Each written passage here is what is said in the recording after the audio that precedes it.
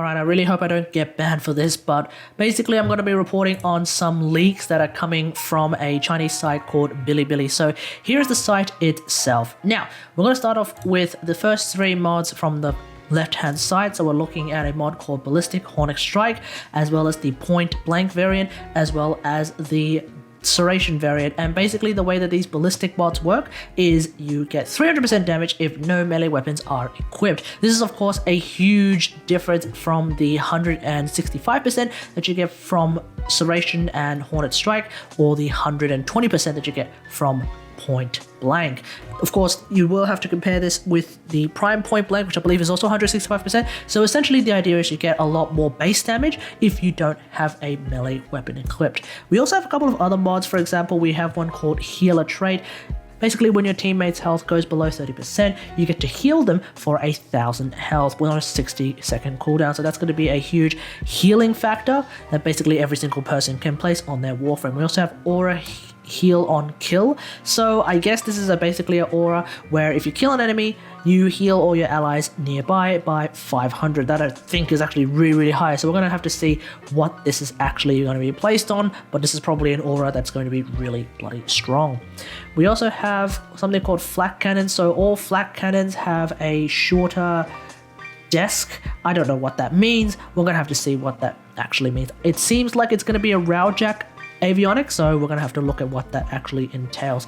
Now we also have a couple of other Railjack ones. For example, we have a Levan engine efficiency trait. The idea is that it increases the speed of all Levan engines, which of course is actually going to make Levan engines even stronger than before. They are actually really fast as is, in the sense that they're even faster than Vida engines for the most part, so we're going to have to see how powerful that particular avionic becomes. Now we also have the Levan turret damage trait, which I guess is just bad Chinese into English translation, but either way you get even more damage on Levan turrets, which if you're using something like a Levan Castnox to strip a lot of armor, then suddenly you're doing even more damage as well. So definitely recommend using this if you can. We have a lethal shield avionic or mod, I'm not 100% sure.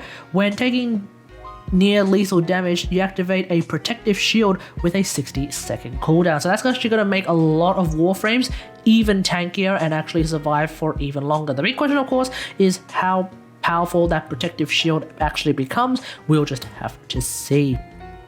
Now there's also something called Repair Boots trait, which does not have the description at this particular moment in time, so we don't know what the hell that means. We also have a Pistol Crit trait with extra crit chance, which kind of sounds like a already stock standard pistol crit mod, except it appears to be jumping onto your Warframe, so we'll just have to see how powerful that ends up being. We also have a low health crit mod, so if your health drops below 0.5%, which I think is a typo, it's probably 5%, your critical damage then increases by 300%. So that could actually be a really powerful sort of last-ditch attempt kind of way of fighting. I believe there might be a couple of Warframes that could really make use of that. For example, Garuda can actually abuse that to Kingdom Come, so we'll just have to see how that turns out. We also have a rifle crit trait, which gives some extra crit chance for rifles, which I'm assuming is also primary weapons in general. We also have a Vida engine efficiency trait, same idea with the Levan ones, so you get 50% extra speed for Vida engines. This one might not actually be as effective as the Levan one, simply because Vida engines already have a lot of speed regularly to begin with, as opposed to boost, which is something that they could probably get a boost in. If they actually got a boost, then perhaps that would be even stronger. We also have some other avionics, for example, the Vida damage trait, so that of course is going to be very useful if you want to use a lot of Vida turrets. That's entirely up to you. We also have the Z-key turret damage trait. This one is actually going to be ridiculously strong because Z-key turrets are known for their really high base damage as opposed to the other turrets, so definitely recommend getting this one if you're also really into using Z-key turrets. Keep in mind, of course, with Z-key turrets that if they actually decide to overheat a lot faster than the Vida and the Levan ones, if you have gunnery rank 9, then the overheating is actually not that big of a deal. So long as you actually press your reload button, you can basically use them again really quickly. And finally, we seem to have one called the Z-key engine efficiency trait. This one I think is going to be more or less useless for the most part.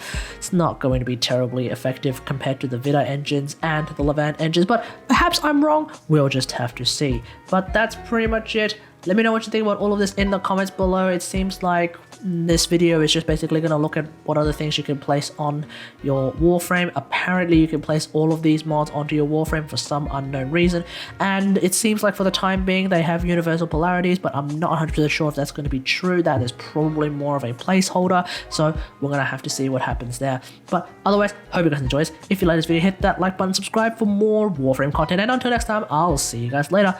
Thanks for watching. Bye.